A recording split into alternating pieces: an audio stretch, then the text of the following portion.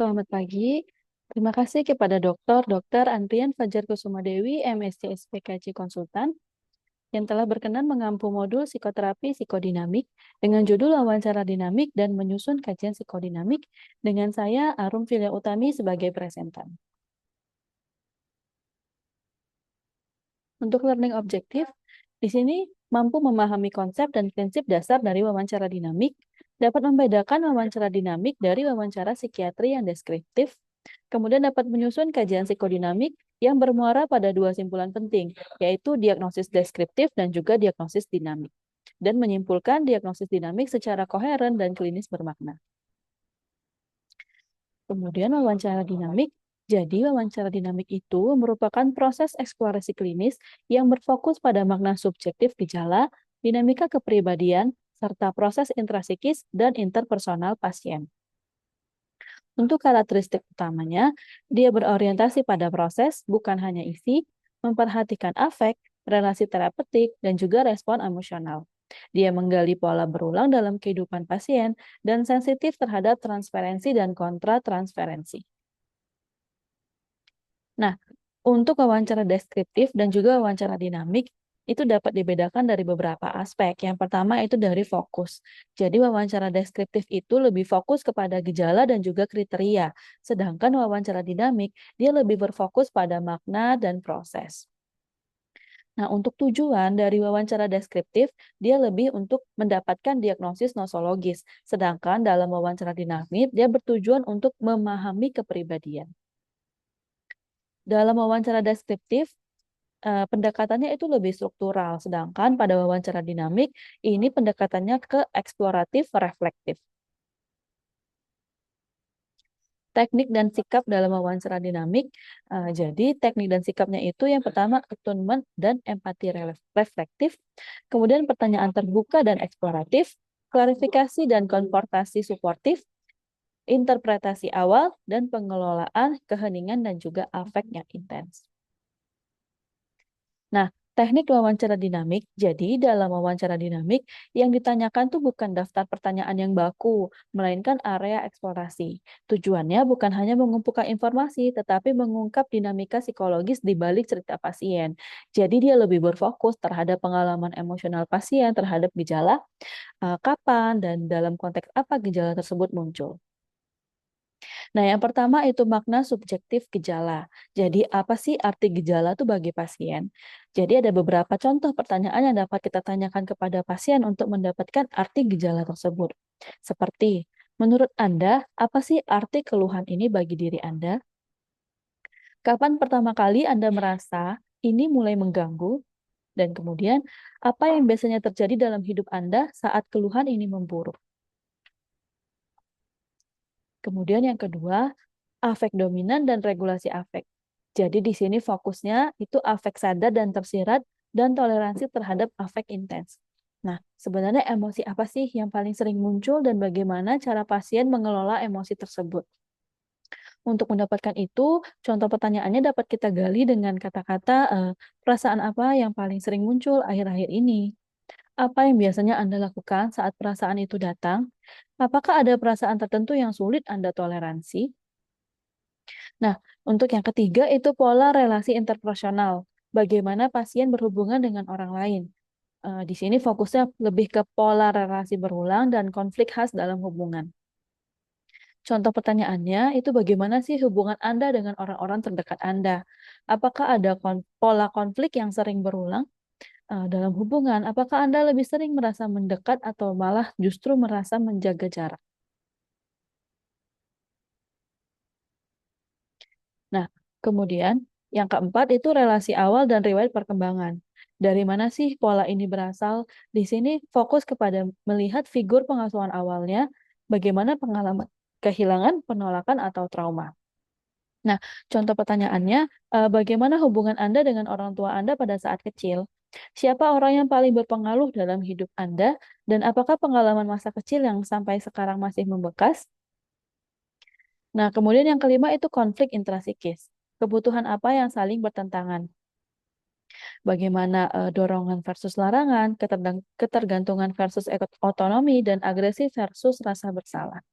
Jadi untuk menilai itu bisa ditanyakan, ada bagian dari diri Anda apakah yang saling bertentangan?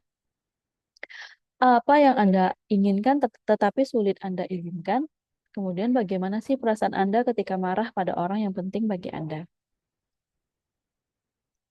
Kemudian yang keenam itu mekanisme pertahanan ego. Bagaimana pasien melindungi dirinya dari kecemasan. Jadi fokusnya di sini untuk melihat cara pasien bercerita, apakah ada inkonsistensi dari afek dan juga narasinya. Di sini contoh eksplorasinya itu kita bisa melihat perubahan nada emosi saat pasien sedang membicarakan topik tertentu. Apakah ada humor yang berlebihan, rasionalisasi, ataupun ada menyangkal. Nah, ini lebih banyak diamati daripada ditanya langsung.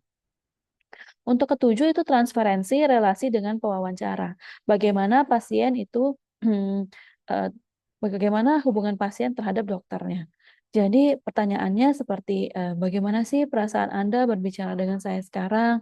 Apakah ada kekhawatiran tertentu saat Anda menceritakan ini? Jadi di sini fokus kita untuk melihat bagaimana perasaan pasien terhadap dokter, apakah ekspektasi pasien bagaimana, apakah ada curigaan dan juga apakah ada idealisasi. Kemudian yang kedelapan itu fungsi ego dan kapasitas reflektif. Jadi sejauh mana sih pasien mampu memahami dirinya? Contoh pertanyaan, menurut Anda bagaimana hal ini terus berulang? Kemudian bagaimana Anda melihat peran diri Anda dalam situasi ini? Jadi di sini kita melihat fokusnya untuk melihat kemampuan refleksi pasien, bagaimana uji realitas pasien dan juga kontrol impulsnya. Nah, prinsip penting dalam wawancara dinamik ini, dia tidak harus semua pertanyaan itu ditanya dalam satu sesi. Jadi, kita mengikuti alur emosi, bukan alur dari daftar pertanyaan yang telah kita buat. Kemudian mendengarkan apa yang dikatakan dan bagaimana cara mengatakannya. Kemudian pertanyaan yang diberikan itu bersifat terbuka, reflektif, dan tidak mengintegrasi pasien. Nah, kajian psikodinamik. Kalau kajian psikodinamik itu adalah suatu formulasi klinis yang komprehensif untuk memahami makna, asal-usul, dan dinamika psikologis di balik gejala psikiatris seseorang, dengan menekankan proses intrasikis, interpersonal, dan perkembangan, bukan sekedar deskripsi simptom. Kajian psikodinamik merupakan sintesis dari data, wawancara dinamik, observasi klinis, serta kerangka teori psikodinamik. Di sini bertujuan menjelaskan hubungan antara struktur kepribadian, konflik intrasikis, mekanisme pertahanan ego, pengalaman relasional awal, dan faktor presipitasi dalam pembentukan serta pemeliharaan gejala. Nah, dalam kajian psikodinamik itu ada beberapa hal yang uh, dinilai. Itu yang pertama itu struktur kepribadian. Bagaimana sih uji realitas pasien, bagaimana kontrol impulsnya, toleransi afeknya bagaimana. Nah, di sini kan dinilai fungsi egonya. Nah, kemudian untuk tingkat organisasi kepribadian itu melihat apakah pasien ini neurotik, borderline, atau psikotik. Kemudian untuk yang kedua itu konflik intrasikis utama. Bagaimana sih konflik di pasien itu? Jadi misalnya kita mencari pertentangan. Apakah misalnya pasien bilangnya ingin dekat tapi malah takut bergantung, pasien marah tapi takut kehilangan, bagaimana kebutuhan diri pasien tapi yang bertentangan dengan tuntutan super egonya. Nah, jadi dari sini kita dapat melihat konflik yang ada pada pasien. Nah, apabila kita telah mendapatkan konflik interpsikis utama itu, kita dapat menuangkannya dalam kalimat. Ini sebagai contoh, misalnya terdapat konflik antara kebutuhan akan ketergantungan emosional dengan ketakutan akan penolakan dan kehilangan objek yang signifikan. Untuk nomor tiga itu mekanisme pertahanan ego. Jadi bagaimana sih mekanisme pertahanan ego pasien? Apakah pertahanannya matur, neurotik, ataupun imatur?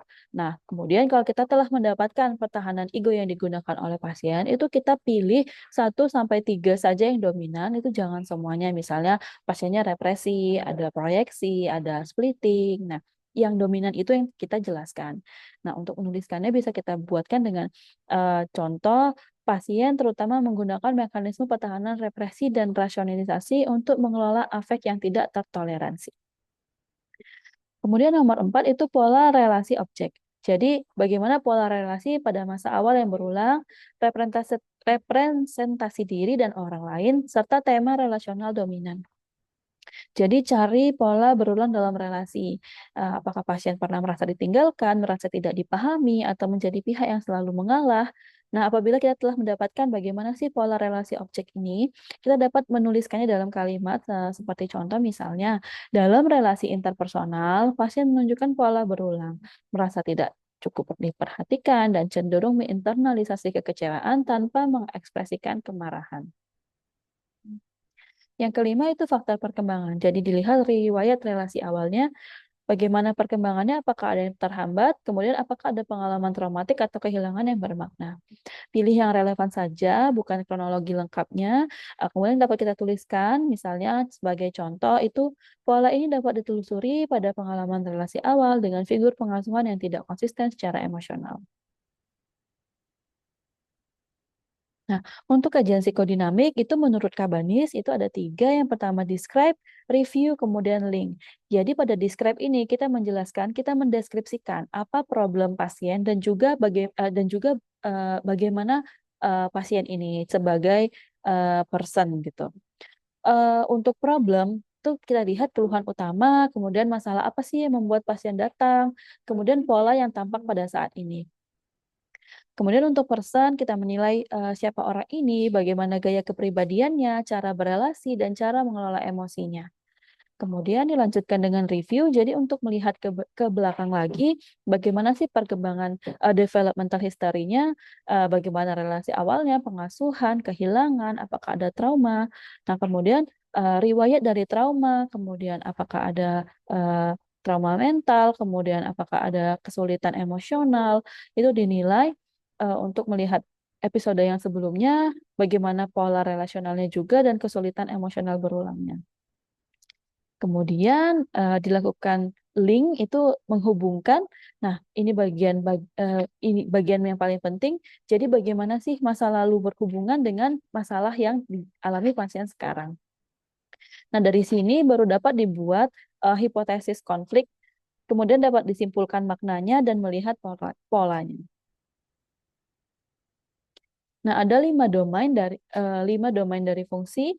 Menurut Cabanis itu ada 5. Yang pertama itu self, kemudian ada relationship, ada adaptasi, ada cognition, dan juga work on play. Kalau self itu bagaimana pasien itu, kemudian relationship bagaimana hubungannya dengan sekitarnya, kemudian adaptasi bagaimana pasien adaptasi, bagaimana mekanisme copingnya, kemudian cognition itu bagaimana fungsi kognitif pasien, kemudian work and play itu bagaimana fungsi peran pasien, bagaimana dia bekerja atau masih bisa bermain. Nah, untuk kajian psikodinamik kalau menurut Gabbard, kalau dari Gabbard itu ada karakteristik ego, karakteristik self, dia juga menilai relasi objek, kemampuan mentalisasi, organisasi dan kepribadian, dan juga pola kelekatan. Nah, berbeda dengan Cabanis tadi yang lebih operasional seperti describe, review, link tadi, kalau Gabbard ini lebih struktural dan juga lebih mendalam. Dia menekankan pemahaman organisasi kepribadian dan dinamika yang intrasikis. Nah, kemudian setelah dilakukan kajian, itu dapat disimpulkan diagnosis. Nah, diagnosis itu ada yang diagnosis deskriptif. Diagnosis deskriptif merupakan rumusan diagnosis berdasarkan kriteria nosologis yang berlaku, misalnya menurut DSM-5 ataupun ICD-11 atau ICD-10. Kemudian langkah-langkahnya mengidentifikasi sindrom klinis utama, menentukan diagnosis utama dan juga komorbidnya apa, pertimbangkan diagnosis bandingnya, dan juga sertakan spesifier bila relevan.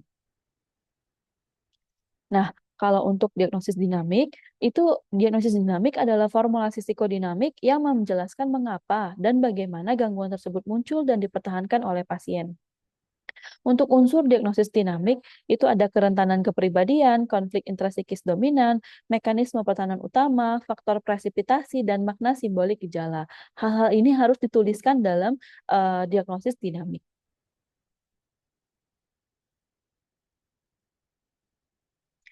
Kemudian, diagnosis deskriptif dan juga diagnosis dinamik ini, keduanya ini tidak saling meniadakan. Bahkan mereka ini melainkan saling melengkapi. Jadi diagnosis deskriptif itu untuk menjelaskan apa sih gangguannya, apa sih yang dialami oleh pasien ini.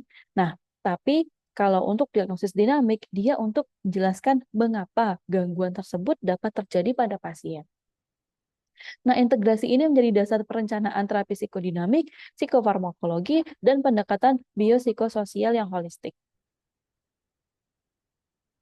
Untuk kesimpulannya, jadi psikodinamik bukan hanya teori yang abstrak, tapi cara berpikir klinis yang terstruktur. Wawancara dinamik merupakan keterampilan klinis esensial dalam psikiatri yang berfokus pada pemahaman makna subjektif gejala, afek, dan dinamika relasional pasien, bukan semata-mata pada pengumpulan data simptomatik. Nah, kajian psikodinamik berfungsi sebagai formulasi integratif yang menghubungkan riwayat perkembangan, struktur kepribadian, konflik intrasikis, mekanisme pertahanan ego, dan pola relasi objek untuk memahami bagaimana gangguan ini muncul dan bertahan. Kemudian, diagnosis deskriptif dan diagnosis dinamik memiliki peran yang saling melengkapi, di mana diagnosis deskriptif itu menjawab aspek nosologisnya, sedangkan diagnosis dinamik menjelaskan proses psikologis yang mendasarinya. Ini daftar pustaka yang saya gunakan. Terima kasih, mohon bimbingannya, Dokter Ian.